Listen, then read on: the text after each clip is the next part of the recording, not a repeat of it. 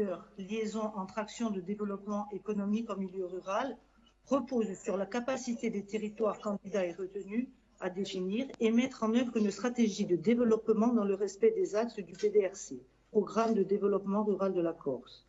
Cette organisation des territoires, sous la forme de GAL, Groupe Actions Locaux, est rendue possible par un financement de l'animation au titre de la sous-mesure 19.4 du PDRC.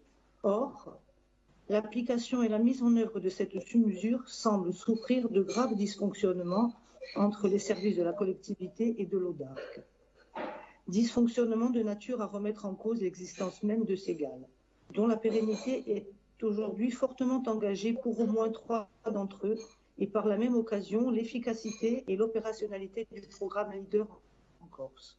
Ainsi, le GAL du pays de Balagne souffre d'une absence de son paiement d'animation depuis l'exercice 2016, quand le GAL de Corse orientale accuse lui aussi le même décalage pour des montants voisins d'environ 250 000 €.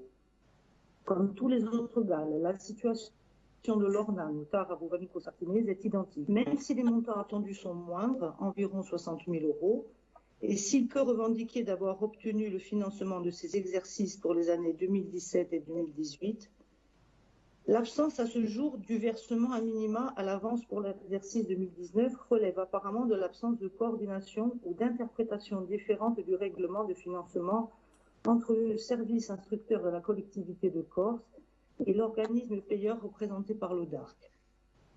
La procédure, pour rigoureuse qu'elle soit, est pourtant limpide. La collectivité de Corse instruit les dossiers de GAL et l'ODARC paye 6 validations. Or, il semble que des divergences apparaissent fréquemment à ce niveau de procédure, engendrant un hiatus entre les deux entités. Hiatus renforcé par l'absence manifeste de communication à destination des bénéficiaires. Les systèmes d'instruction et de paiement reposent sur une multitude de services concernés par un manque de fluidité et les règles dans la communication. Il n'est pas question, Monsieur le Président, de savoir ici qui a tort ou qui a raison sur l'interprétation des règlements européens, mais d'évoquer les possibilités d'obtenir une fois pour toutes la fin de la programmation actuelle ainsi qu'un référentiel clair et fiable permettant au GAL de fonctionner normalement dans l'intérêt des territoires.